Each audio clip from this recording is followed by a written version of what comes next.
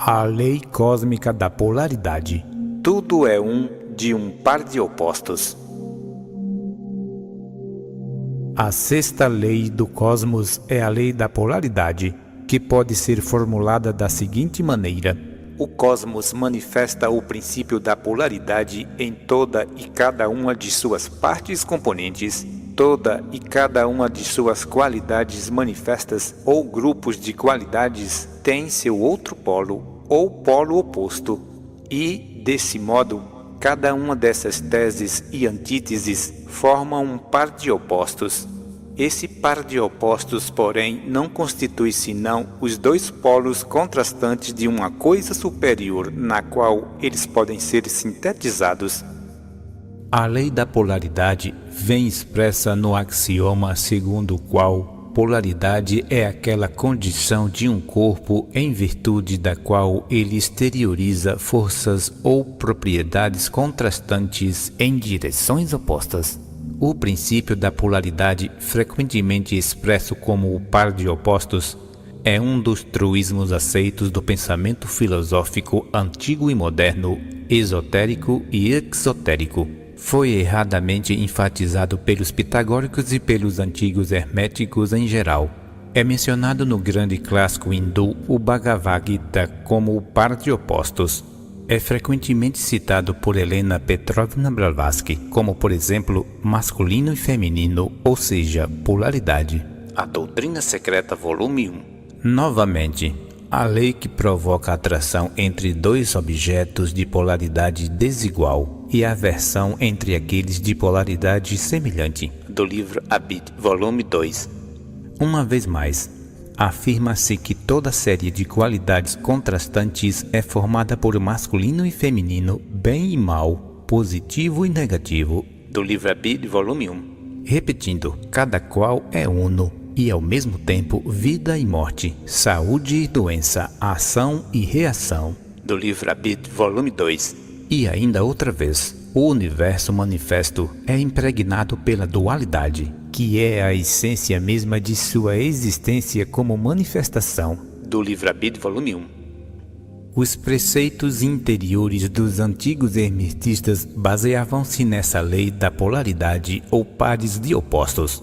A aplicação das regras para o equilíbrio ou a neutralização dos respectivos princípios mentais, sobretudo aqueles concernentes à emoção ou à vontade, foi uma parte importante da alquimia mental dos hermetistas e outros antigos ocultistas.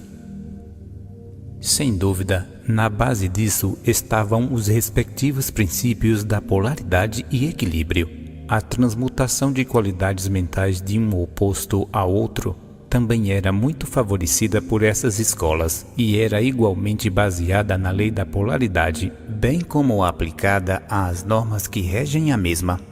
Na antiga sabedoria esotérica há referências frequentes aos polos opostos das coisas em geral, e muitos aforismos conhecidos enunciavam o princípio em questão. Por exemplo, os paradoxos existentes nas seguintes afirmações: os opostos são idênticos, os pares de opostos podem ser conciliados, os extremos se tocam, tudo é e não é ao mesmo tempo. Cada afirmação de uma verdade não expressa senão uma meia-verdade.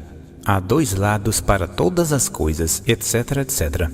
Em termos breves e gerais, é possível dizer que o princípio de oposição pode ser assim explicado. O que é relativamente verdadeiro acerca de um oposto é falso em relação a outro. O que se afirma sobre um deve ser contestado a propósito do outro. Portanto, temos o quente e o frio, o intenso e o insípido, o em cima e o embaixo, o escuro e o luminoso, o inverno e o verão, o norte e o sul, o oriente e o ocidente, o grande e o pequeno, e assim por diante, quase ad infinitum. Sem dúvida, é possível objetar que os exemplos citados são apenas grupos relativos de qualidades, atributos ou propriedades, e não coisas em si mesmas, consideradas a parte de seus atributos. Mesmo assim, é igualmente verdadeiro no que diz respeito a qualquer coisa fenomênica no cosmos. Esses não passam de um feixe de atributos que, em sua combinação e disposição particulares, constituem o caráter da coisa particular, como vimos ao examinarmos a lei da composição. Ao percorrermos mentalmente a lista das coisas ou qualidades que conhecemos, sejam elas físicas ou psíquicas, encontraremos essa polaridade presente em toda e cada item da nossa lista. Alguns filósofos e lógicos defendem o ponto de vista de que só podemos conhecer verdadeiramente uma coisa ou qualidade particular por comparação a seu oposto polar e em referência ao mesmo. Segundo essa concepção, o conhecimento do oposto polar constitui, logicamente, uma parte das definições plenas e cabais da primeira coisa ou qualidade dada. Além do mais, sempre se deve supor ou presumir o oposto de toda e qualquer coisa conhecida, mesmo quando esse oposto não foi ainda descoberto.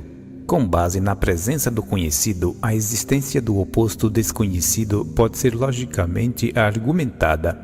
Hegel, o grande filósofo, apegava-se particularmente a esse ponto de vista. Sua famosa doutrina dialética de tese, antítese e síntese é um exemplo disso. Ele insistia em que o oposto de alguma coisa deve ser conhecido antes que a coisa em si dê-se plenamente a conhecer, que havia uma relação necessária entre as duas. Ele geralmente pensava nos termos do oposto, como ouvimos dizer. Sobre esse modo de pensar, William James diz: uma vez bem assimiladas as características de seus sistemas de pensamento, teremos sorte se conseguirmos nos libertar dele. Do livro Pluralistic Universe, página 96. A citação abaixo extraída das páginas de Ralph Waldo Emerson explicarão mais profundamente os pontos de vista acima mencionados acerca desse ensino geral sobre esse tema específico. A polaridade ou ação e reação encontramos-las em toda parte da natureza, na escuridão e na luz, no calor e no frio, no fluxo e refluxo das águas, no masculino e feminino, na inspiração e expiração das plantas e animais, na equação de qualidade e qualidade dos fluidos do corpo animal, na cítole e diástole do coração, nas ondulações dos fluidos e do som, e na gravidade centrífuga e centrípeta, na eletricidade, no galvanismo e na afinidade química. Sobreponha magnetismo na extremidade de uma agulha, o magnetismo oposto ocorrerá na outra extremidade. Se o sul atrai, o norte repele. Para escravizar aqui, você deve condensar ali. Um dualismo inevitável divide a natureza ao meio, de modo que cada coisa se torna uma metade e sugere outra coisa para torná-la inteira, como espírito, matéria, homem, mulher, regularidade, inconstância, subjetivo, objetivo, dentro, fora, acima, embaixo, movimento, repouso, sim, não. Enquanto o mundo é assim dualista, o mesmo acontece com cada uma de suas partes. Todo o sistema de coisas encontra-se representado em cada partícula. Existe algo que lembra o fluxo e o refluxo do mar, o dia e a noite, e o homem e a mulher, numa única agulha de palheiro, no cerne de um grão, em cada indivíduo de uma tribo animal. A reação tão grandiosa nos elementos é repetida no interior dessas pequenas fronteiras. Do livro S&M Compensation. Orlando J. Smith apresenta muitos exemplos e ilustrações interessantes da presença e operação dessa lei, como entenderemos a partir das seguintes citações de seus escritos sobre o tema. As polaridades da natureza e a interação entre elas são tão acentuadas na vida humana como na física. De fato, as polaridades se estendem para além do físico e humano, chegando ao abstrato, como no caso dos números pares e ímpares. As polaridades são às vezes antagônicas, às vezes recíprocas e sempre, acredito, mutuamente corretivas. Platão percebeu a mesma lei da polaridade na geração de contrários da morte a partir da vida, ou recomposição e decomposição.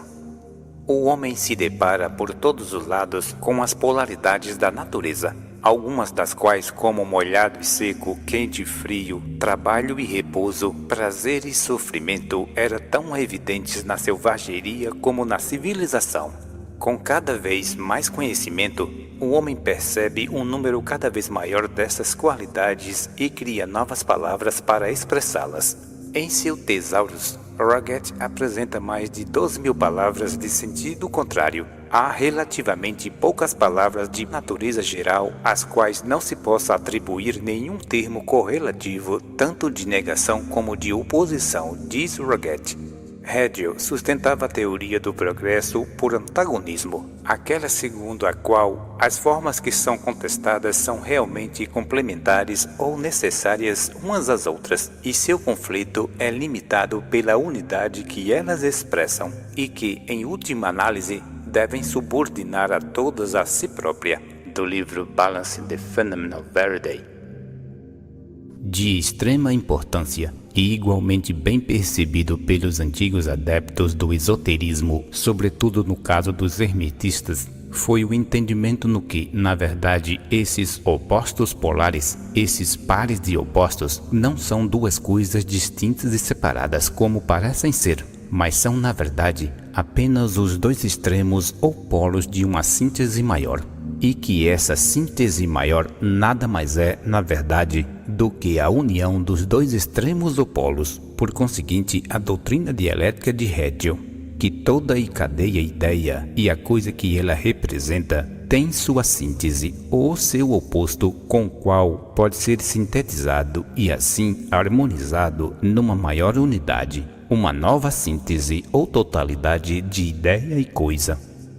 Quente e frio não são mais que os extremos ou polos respectivos que denotam dois diferentes graus de uma coisa maior, isto é, a temperatura. De novo, Oriente e Ocidente são meros termos relativos e comparativos, nenhum dos quais é completo em si mesmo. Isso também se pode dizer em relação ao Norte e Sul, afiado e cego, grande e pequeno, e assim por diante. Todos esses termos e as coisas representadas por eles são relativos e comparativos e só são úteis para indicar os graus ou estágios respectivos, ou uma coisa ou termos maior. No segundo caso, geralmente, são desconhecidos ou não expressos no momento. Um escritor dedicado ao tema geral da filosofia hindu, Sarvepalli Hare Krishna, diz sobre isso. A síntese de causa e efeito, substância e atributo, bem e mal, verdade e erro, etc., deve-se à tendência humana de separar termos que são relacionados. É possível lidar com o enigma de Johann Gottlieb Fichte sobre o eu e o não eu, com as antinomias de Kant e com a oposição de Hume entre fatos e leis, desde que reconheçamos que os fatores divergentes se baseiam em uma identidade. Do livro Philosophy of the Upanishads, página 55. A concepção budista é representada pelo seguinte trecho de uma obra muito pequena e muito boa sobre o tema geral do budismo, a saber: os pares de opostos, as infinitas séries de princípios aparentemente contrários são praticamente fatos complementares de um todo comum. Do livro What is Buddhism, página 124.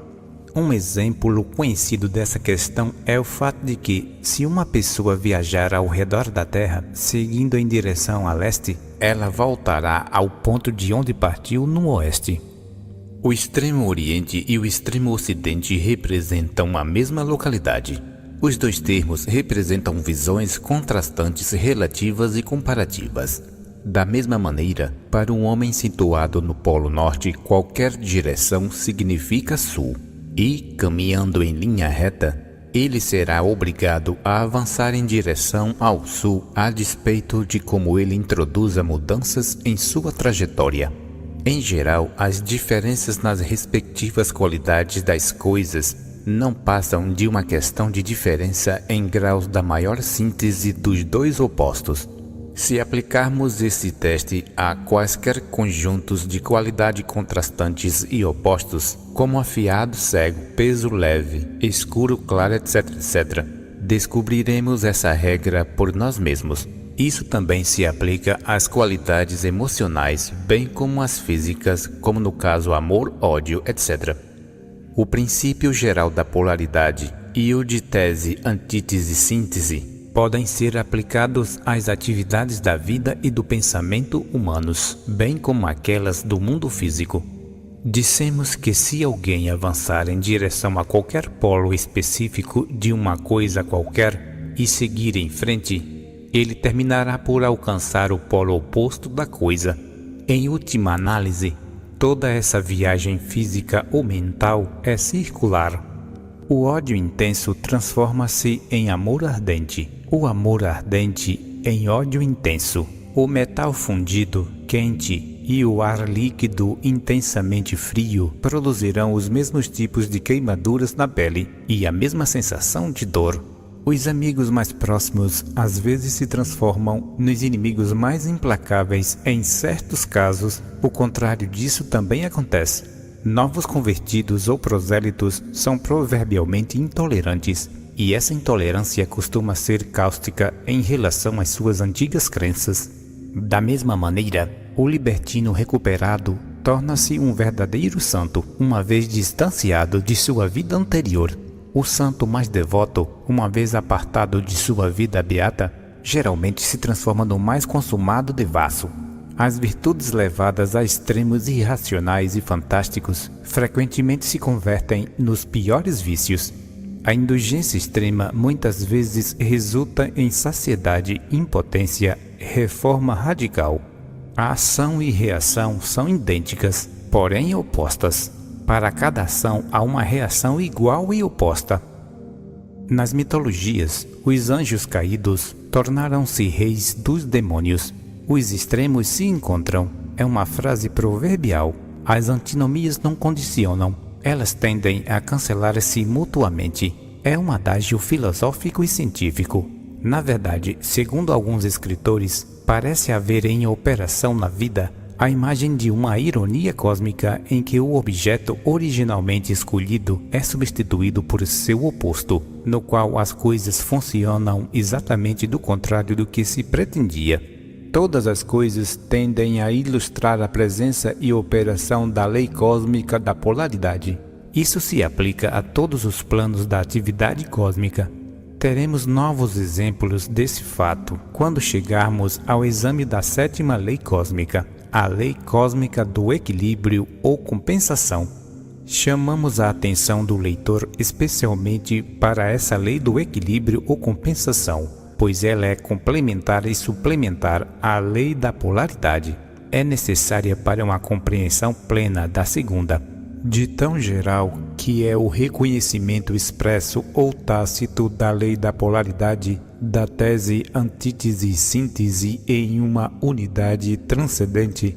A filosofia, conforme o declaram renomados mestres, ampliou sua aplicação, levando até mesmo para certos princípios fundamentais das atividades cósmicas que, em geral, são tidos como absolutamente separados entre si, a saber, a mente e a matéria, respectivamente. Durante longos períodos da história filosófica, houve uma discussão cáustica sobre a questão de qual desses dois princípios, a mente ou a matéria, era a realidade fundamental e qual era o subproduto meramente epifenomênico. Nas palavras certas do autor sobre o assunto, admite-se que tanto a mente como a matéria estão aqui. A questão em debate é qual estava presente primeiro. Esse era de fato o ponto de disputa entre as escolas rivais de materialismo e idealismo, respectivamente. Herbert Spencer, porém, apesar de reconhecer os respectivos méritos de ambos os lados, forneceu o elo perdido da síntese ao postular as atividades tanto da mente quanto da matéria como aspectos polares coexistentes de uma realidade subjacente que transcende a ambos, considerando-se a realidade subjacente como incognoscível. Em suma, ele sustentava que as atividades da mente e as atividades da matéria são igualmente, nada além de fenômenos, os aspectos duais de uma energia última que deve por necessidade permanecer sempre incognoscível às nossas mentes finitas, que só podem conhecer coisas relativas e condicionadas do mundo fenomênico. A propósito, porém, o budismo sempre sustentou que a matéria fenomênica e a mente fenomênica são simplesmente opostos polares e podem ser sintetizadas em forma de uma unidade superior, embora esta última esteja além do pensamento finito. Além do mais, os preceitos esotéricos em geral sempre defenderam essa posição, e disso nos dá testemunho a seguinte afirmação categórica de Helena Petrovna Blavatsky. Mas logo saímos em pensamento dessa, para nós, negação absoluta, absolutidade. Surge o dualismo no contraste entre o espírito ou consciência e a matéria, entre o sujeito e o objetivo. O espírito ou consciência e a matéria devem ser, no entanto, considerados não como realidades independentes, mas como duas facetas ou aspectos do absoluto, que constituem a base do ser condicionado, seja subjetivo ou objetivo, assim como a ideação pré-cósmica é a raiz de toda a consciência individual, também a substância pré-cósmica é o substrato da matéria nos seus diversos graus de manifestação. Daí resulta que o contraste destes dois aspectos do absoluto é essencial para a existência do universo manifestado, que é informado pela dualidade, que vem a ser a existência mesma de sua existência como manifestação. O conhecimento quase intuitivo da validade do princípio da polaridade é de fato tão universal que muitos filósofos sentiram-se autorizados a tentar sua aplicação até mesmo para além dos limites das atividades condicionadas do cosmos manifesto e inclinaram-se a considerar o cosmos do modo como conhecemos em si mesmo como um plano de uma unidade maior, última e final, de um par último de opostos, cujo último polo nada mais era que o princípio não manifestado, ou estado de não ser manifesto que os filósofos chamaram de o absoluto, ou talvez de absolutidade. Portanto, Herbert Spencer viu-se forçado a postular a presença de um eterno absoluto, ou um estado de eterna absolutidade não condicionada que transcende e se sobrepõe aos estados fenomênicos relativos e condicionados do ser cósmico. Spencer sustentava que esse postulado era necessário devido à sua percepção do oposto nele contido, isto é, o universo de relatividade, mudança e impermanência. Spencer reconhecia a necessidade absoluta de postular a presença desse oposto final, por vê-lo como uma exigência de todo o pensamento racional sobre o assunto, uma vez que o filósofo levava suas ideias à sua conclusão lógica.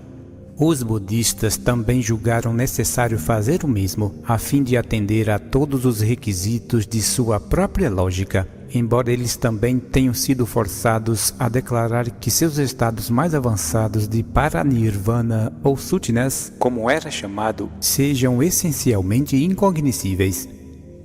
O postulado desse estado polar oposto foi uma exigência do pensamento deles, foi uma necessidade de seu pensamento lógico sobre a questão do ser.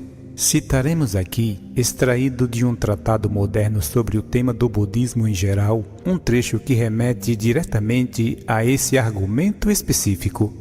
O budista vê à sua volta um mundo que pode ser mostrado em todas as suas partes como impermanente e irreal.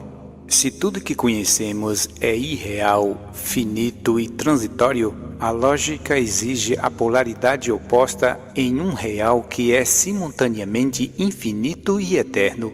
Como uma sombra precisa de sua substância, como um reflexo precisa do seu objeto, assim a provável irrealidade, do modo como a conhecemos, precisa de uma realidade última, da qual o universo é uma manifestação periódica e fugaz. Segue-se daí que não podemos nem definir e descrever, nem discutir com algum proveito essa natureza daquilo que está necessariamente além da compreensão de nossa consciência finita. Pode-se indicá-lo por negativas e descrevê-los indiretamente por analogia, símbolos e glifos, mas do contrário, para nós, em nosso presente estado, deve permanecer sempre incognoscível, inefável e inexprimível. Do livro Waris Buddhism, compilado pela Loja Budista de Londres, página 15, capítulo 6. Contudo, nesse ponto, sentimos-nos forçados a encerrar nossa inquirição sobre a grande lei da polaridade para restringir nosso exame dela ao campo particular indicado em nossa declaração de propósito inicial. Por conseguinte, não tentaremos aqui examinar em detalhes qual filosofia avançou no que diz respeito à natureza exata da conexão necessária existente entre o imanifesto e a manifestação, entre o cosmos e aquilo que o transcende. Há uma vastíssima gama de escolas de pensamento filosófico que procura explicar e desvendar esse último mistério. A filosofia antiga e moderna, tanto esotérica como exotérica, apresentam suas respectivas alegações de conhecimento. A chamada concepção panteísta geral, em suas muitas formas abertas e dissimuladas, apresenta uma solução atraente desse problema em seu esplêndido tríplice postulado, segundo o qual a. O eterno infinito está sempre presente e imanente em toda natureza manifesta. B. Toda natureza manifesta está presente e eterna na totalidade do eterno infinito, como um conteúdo nele implícito, mas não como sua totalidade. C. E, portanto, fica estabelecida a unicidade e unidade essenciais do imanifesto e da manifestação. Como exemplo disso, apresentamos uma citação extraída do grande clássico hindu, o Bhagavad Gita, em seu capítulo 10º. Estabeleço a totalidade desse universo com uma única porção de mim e continuo separado. Muitas outras vertentes da filosofia e da teologia certamente têm suas próprias e variáveis concepções sobre essa questão. De fato, é possível dizer que sintetizar essa aparente dualidade na genuína unidade última constitui o supremo empenho de todo pensamento filosófico verdadeiro, o objetivo final que todos eles procuram alcançar. Por outro lado, porém, as melhores cabeças filosóficas afirmam que essa unidade última é nossa principal e irrevogável certeza, o irrefutável fato daquilo que é.